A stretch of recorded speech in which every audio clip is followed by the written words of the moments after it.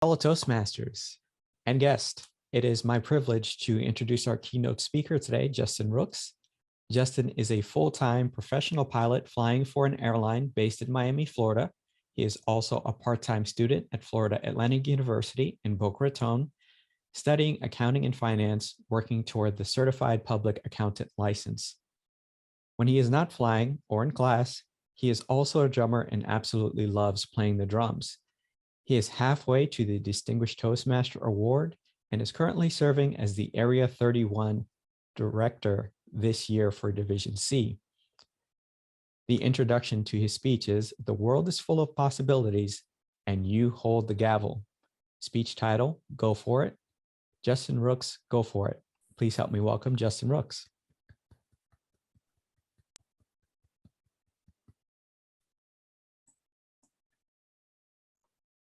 One second. Okay.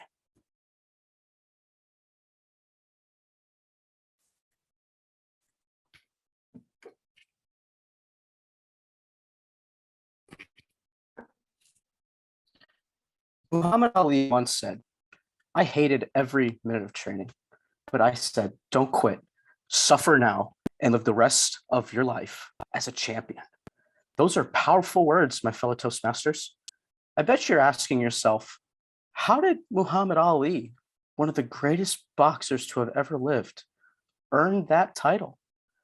The way he did it, confreres, is by hard work, persistence, and never giving up, no matter what. I have a question for all of you, my fellow Toastmasters. When you think of motivation, what do you think of? Perhaps it's driving that BMW you've always wanted. Maybe it's winning the heart of someone you have fallen in love with. Or perhaps it's getting a job promotion at work you've worked so many years for. Whatever it is, I know you have a motivation. It's that thing, it's that driving force that causes you to act in a certain way, to want to be better and to be persistent, to in a better understanding. My motivation is aviation.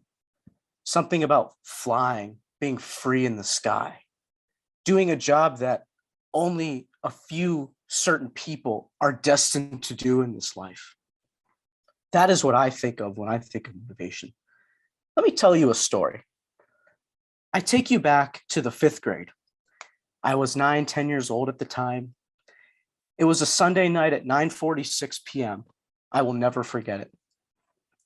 The thing was, confers, is that past week, I wanted to get a racing game for my computer, but both my parents didn't have time to take me that week. It was on that Sunday night, a school night, where my father said, "Son, I have to work very early the next morning, but you've been patient, and I want to say thank you by taking you to the store, but please hurry it up because I have to go to bed for work and you have school tomorrow." "Yes, sir, whatever you need, Dad. Thank you so much. Please take me. I'll be very quick." We drove to the local Target that evening, and he got lost in the shaving cream aisle, but I knew exactly where I was going, to the gaming section. There I was, a very determined 9, 10-year-old kid trying to find a game diligently, but no luck. It wasn't until I was at the right place at the right time, I turned my head to the left, and there was a game that caught my eye. It had a red seaplane on it titled Microsoft Flight Simulator 2002. I grabbed the last copy that was on the shelf. I ran to the clerk, gave him all $10 I had to my name, and went forward. I knew aviation was what I wanted to do. For months on end after that, I did what I never really did before. I went past my bedtime as I was playing this game every single day after school, wanting to learn more about aviation. What's next? What do I do? As time went on and I got older, eventually I went into high school. And as I went into high school, I was working outside with my father, mowing the grass, taking the trash out, earning my money for flight lessons. But there was one job that I always wanted more than anything, was to become a local fueler at my home airport. driving the fuel truck, fueling the airplanes, learning more about them. But every single time I went there, every day after school, I would always get the same rejection over and over again. No, you're too young. No, come back with more life experience. No, you need fueling experience. No, we're full. It's one thing to get rejected one time, but when you get rejected every single day, it starts to take a toll on you. And I was wondering if aviation was ever going to work out. Eventually, as I got older, right around the time I was just about to get hired at 17 years old, new management stepped in. Old management stepped out and new management stepped in. How and why? Because Palm Beach County decided not to renew the old owner's lease for the building and the airport rights. I realized right then and there, I had to prove myself all over again. I felt defeated. I felt lost. I felt nervous. I felt scared. I felt like I was never going to make it. Eventually, I built up the courage about a week after the new owner stepped in, and I introduced myself. We'll call this man John. I said, "Hello, John. My name is Justin, and I would love to apply for a position here. I'm a hardworking, dedicated individual, 17 years old, trying to become a pilot, and I will do whatever it takes to get this job." I told him my story of how many times I tried, and he said, "Justin, I commend you. Not a lot of people your age are wanting to work hard to go out there, get dirty and sweaty, pumping gas, but you do. Unfortunately, we just moved in and I don't have any positions lined up for you, but you're the first person I called." As time went on, about a few weeks later, I got a job at my local Dunkin' Donuts. When I tell you that was the worst job in the whole world, worse is an understatement. That job was the worst job in the entire world. Every single day I would be degraded. And the owner never seemed to fail to tell me that I would never couldn't even pour coffee. The thing is he would always degrade me in Spanish, but I'm half Hispanic. And I knew every single thing that man was saying, and it was not nice things. Eventually, working at Dunkin' Donuts, hating every day of my life that summer, I saw an ad online for a fueling position at Palm Beach International Airport, 20 minutes north of Lantana, where I originally applied for many years. I immediately went online, submitted my app, and boom. A week later, I found myself in a suit and tie at Palm Beach International in the headquarters. The interview went flawless until we got to the last question. He said, "Wait, how old are you?" I said, 17. He looked at me very disappointed. "You have to be 18 to drive the fuel truck. We don't have a job for you. Don't let the door hit you on the way out." I cannot begin to tell how defeated I was.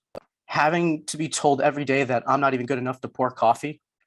Now I'm not good enough to drive a fuel truck, all because I'm only 3 months shy of my 18th birthday. I realized that at that moment in time, I had to make a decision. Do I let the fear of failure get to me? Do I let this defeat ruin my passion? Instead, in a suit and tie, I got back in my car, drove as fast as I possibly could back to Lantana, 20 minutes south. I went right into John's office unannounced. I shut the door, told him, "Hang up the phone." I looked him dead in the eye, did not blink, and didn't even think twice. "Give me a job. I need it for flight school. I want this more than anything in my entire life. Please put me to work. I will do everything you ask." That's when he looked at me and said, "I don't have anything for you, but you're the first person I will call." 3 weeks later, I ended up getting fired at Dunkin' Donuts. But they didn't tell me to my face. Instead, they stopped scheduling me and mailed me my last paycheck, all $20.52. At that moment in time, I realized I don't work at Dunkin' Donuts no more. About 2 weeks later, my senior year of high school started and I just turned 18 years old. It was one day after class where I was at my friend's house playing Xbox, sitting on his couch. The thought came to my head of, what am I going to do next? Apply to the post office, Steak and Shake at the mall? How am I going to get there? But I remembered Flight Simulator 2002, and I told myself I will get there. It was right then and there when that thought came to my head, my phone rang. When I least expected it, It was John from Lantana Airport. He said, Justin, I have a position open for you. Somebody just quit, and you're the first person I would call. There are many other people wanting the position who have a lot more experience than you, but I'm a man of my word. Do you want it? I said, yes, absolutely. Great. When can you sign up? When can you start? Tomorrow. And on October 15th, 2014, I became Lantana Airport's newest fueler. And one thing I learned, everyone, after that day is this: never give up no matter what. It took me 4.5 years to earn that position. And every single day I was pumping gas in the hot summer sun or the pouring rain. But it was because I never gave up that opened up the door to my first big break in aviation. For many days now, as the story went on, here I am now 18 years old, pumping gas and completing my senior year of high school, saving every dime I had to my name for flight school. It is because of this job I was able to earn my private pilot certificate, my instrument rating, commercial pilot certificate, and my multi-engine rating. That summer, it then became time to advance in my career, to become a flight instructor. Let me fill you in on the certified flight instructor certificate.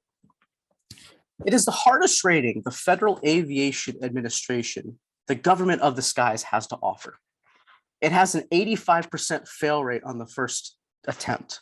Reason being is because you have a master license. You are teaching the next group of people how to fly. If you teach them bad habits, they can get themselves killed. And not too many people can go through that rating successfully. It takes a very special person. It was so hard that summer I had to temporarily leave my fueling job. The job I worked for 4.5 years to earn, just to focus on it for one full month. In a class of over 20 people, all trying to take the test and study for it. Me being the youngest one, 18 years old. On August 3rd, 2015, I became the world's newest Federal Aviation Administration certified flight instructor on the very first attempt. It is an achievement to this day, everyone, that I am proud of and hold near and dear to my heart. At this point in the story, I'm now 19 years old, the world's newest flight instructor. I'm teaching people how to fly, all while taking classes at FAU in a major in undecided, but I was determined no matter what. Throughout my time, they say you learn a lot when you teach others, and that is so very true, my friends. I learned so many things from how the airplane flew, aerodynamics, but one huge obstacle that I faced was having people accept me as their flight instructor. The thing is, ladies and gentlemen, is although I had that master license in my pocket, it was very hard for people to take me seriously. Think about it. It's very intimidating when you're going for a flight lesson and your instructor is as old as your child at home. That says a lot. And I always had to hear it as I was going through the ranks in flight school, especially now as a flight instructor. What do you know? How old are you? You have no life experience. All of my advisors in college were telling me to put this whole flight fantasy aside, but I was determined to reach my goal of flying for an airline, the first legal age I possibly could. To continue on in the story, I was now adding up my hours in my logbook, and I knew that I needed to get more time in some bigger, heavier equipment. Same thing, folks. 4.5 years trying for that fueling position. I spent months applying for big jobs, flying for a charter company and faster equipment, but it was the same thing over and over again. What do you know about life? What can you do? You're only 19 years old. It got very discouraging and disheartening. Think about it. You go through flight school, you go through the ranks, you put in the work, you do what you have to do, just for people to tell you no, even when you have the license to prove it. It wasn't until one day, a good family friend of mine, he gave me a call. It just so happened that he started his own charter company and offered me a job flying his multi-engine Piper Aztec.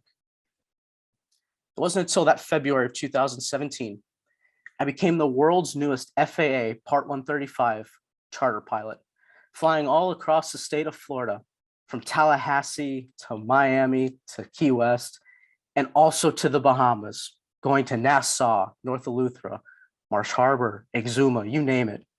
If you needed a charter pilot, I was your guy. And those were the first group of people I ever flew. At this point in the story, I'm 20 years old. I am pumping gas, flight instructing, flying charter, and going to school. It was extremely hard to balance everything. When I tell you my life was stacked, it was so full, and keeping my mental sanity was dang near impossible. But I never lost sight of the vision. I knew that somehow, some way, not only did I prove at this point in the story that your 20-year-old kid in college majoring in undecided could do the same job you do as twice my age, but I was determined to go all the way through and to chase my dream and be an airline pilot. A few months after that day, I flew those first group of people. I kept flying charter, pumping gas, flight instructing, never losing sight of the vision. It was that summer of 2017, at 20 years old, I got the call of a lifetime. It was American Eagle Airlines. They said, Mr. Rooks, we see your resume and application, and we'd love for you to come in for an interview. And then in that summer, I wore the same suit and tie that I wore when I was a fueler. The interview went flawless, and they said, come back in a few months when you're 21. The first legal age, the FAA, Federal Aviation Administration, says you can be a pilot, and we'll hire you. A few months later, on November 26, 2017, I had successfully completed my first flight as an airline pilot at the age of 21 years old, and I had earned my wings on the Canada regional jet based in Chicago, Illinois. My fellow Toastmasters, Thomas Carlyle says it right: permanence, perseverance, and persistence. In spite of all obstacles, discouragements, and impossibilities, it is this that in all things distinguishes the strong soul from the weak. I realized that day on November 26, 2017, at 21 years old, being a fueler, charter pilot, everything, it was all worth it. When I took off that jet for the first time, rolling down the runway in Chicago, hearing those two engines spool up, two things came to mind. The first thing is that those people were wrong.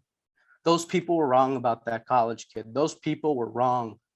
I can pour coffee. I can fuel. I can achieve my dream. And so can you. Those people were wrong because those people don't determine your success. You do. The second thing I learned that day, folks, and realized is that dreams really do come true. No matter what your aspiration is, you want to be a pilot, a lawyer, a drummer, no matter what that is, your dreams are so achievable on so many levels. And they really do come true. They don't just happen in the movie. It's real life, and it does happen, folks. You just have to make it work out. You have to use those tools that God gives you and run with it. Heck, don't even run. You sprint full speed ahead. I also learned along the way, although dreams do come true, the F word is also present: failure.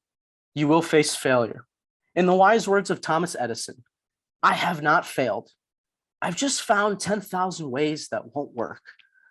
Much like Thomas Edison, Michael Jordan, Muhammad Ali, all these people faced failure. And unfortunately, I have to tell you today that failure is not something you can choose, whether you experience it or not. No, you will face failure, whether you like it or not. But it's up to you, everyone, to decide how you handle it. Will you let it get the best of you, or will you use it to the best of your ability? It's been 4.5 years now, ever since my interview with American Eagle. I've been a first officer ever since. I'm now type rated, licensed on 3 different regional jets: the Canada regional jet, the Embraer 145, and the Embraer 175. I look back and ask myself one question: was it worth it? And the answer is yes, because as of last week, I was officially awarded the rank of captain. And at the age of 25 years old, I will be earning my wings as the 2nd generation airline captain in my family, right behind my father. My fellow Toastmasters, it's one thing when you work hard to achieve something and do something great, even when you feel alone doing it. But it is a whole new level when you do something, your father, your role model, your inspiration, you do the same job he does, and you work so very hard to continue on his legacy, his story, the very thing that he worked so very hard to start many years ago before you were even born. I have one question for all of you. What will it be, confreres? Will you stand up and continue on that legacy, start a legacy? Will you chase your dream? Or will you give up when you face failure, when people tell you that you can't do it? Like we say in Toastmasters, you hold the gavel, and it's up to you to decide what your future will be. You hold that golden gavel and you use it with restraint. And you tell those people and you ask them one question: who says I can't? Because they don't determine your success, you do. The truth is, my fellow Toastmasters, we are creating God's own image, and he has designed you to do the specific thing he wants you to do. That motivation, that gift he has given you, don't waste it. And ladies and gentlemen, I know for a fact that there's motivation. That's something that motivates you. How do I know that? Because, ladies and gentlemen, there's something for everyone. Now that you all know what my motivation is, what my story is, I have a question for you. What's yours, Madam Division Director? Wonderful, Toastmaster Justin Rooks. Wonderful. I am speechless. Thank you for inspiring us. And for those who don't know, Toastmaster Rooks is my area director, and I am very proud of him. And another secret, he's the only gentleman in a team full of women. So you can understand how he inspires us every day with his words. Thank you, Toastmaster Rooks. You totally made my day. At this time, I also want to thank our facilitator, Toastmaster Rosla Oriol, for facilitating the last two sessions. Thank you, Toastmaster Oriol. Now, the learning doesn't stop. Woohoo! At Toastmasters, this is where leaders are made. We in Division C, F, and I would like to pass the baton over to our wonderful Division A Director, Toastmaster Andrea Robinson, who has a surprise for all of you. Take it away, Toastmaster Robinson. Toastmasters, are you excited about this wonderful organization? After today, you should be. And I need to share with each of you this excitement, enthusiasm for our colleagues who are not here. Please invite them to the Division A Toastmasters Leadership Institute, where we will reignite our passion for Toastmasters. We're going back to the basics, and we are going to reignite, reinvigorate, and renew our passion for Toastmasters. Joining me in this journey are our district leaders. Past District Governor Pamela Rowe of the Bahamas will give us a keynote in the morning, and past District Director Maurice Fuller will also do a keynote.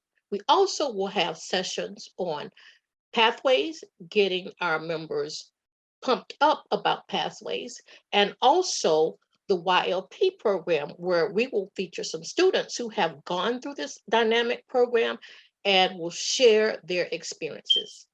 I need you to tell everyone who is not here today to please sign up for Division A Toastmasters Leadership Institute. There's going to be, as it is here, something for everyone. I can see this will be a hard act to follow, but in everything you will learn, and we're going to have a great time, because if it's not fun, it's not Toastmasters. We're going to have fun, and we want to see you in the Zoom room. Thank you, Division Directors George, Garcia Roll, and Roll, for this opportunity. Back to you. Thank you. Thank you very much, distinguished Toastmaster Andrea Robertson, and we are certainly looking forward to next week, Saturday. So tell a friend, a fellow Toastmasters, a prospective Toastmasters, to come on down to Division A's TLI Toastmasters Leadership Institute next week, Saturday, January 22nd. You do not want to miss that. Now, we've had some dynamic presentations, and our facilitators did such a wonderful job. We just want to thank everyone who participated in our Toastmasters Leadership Institute today. Justin, I was hoping that I would have come after you to say something to you, but I am blown away by your presentation. Justin, thank you so very much. I was moved by that. You reminded me of a Bahamian song it's called Persevere. It's a part of, and I know some people will correct me. Part of the song says, "Drive the nail right, boy, hit it on the head."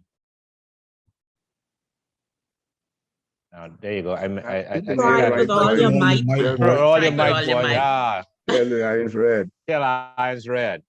But the moral of the story is to persevere. And just so the Bahamians know, I said I made that misstep just so you can participate with me in this experience. So thank you very much for being so amenable and jumping in there. A young man out. I appreciate you greatly. Liz, did I forget anything? Now I yield over to Division F Director, Distinguished Toastmaster Gerard Roll. Thank you very much, Toastmaster Derek Garcia Roll.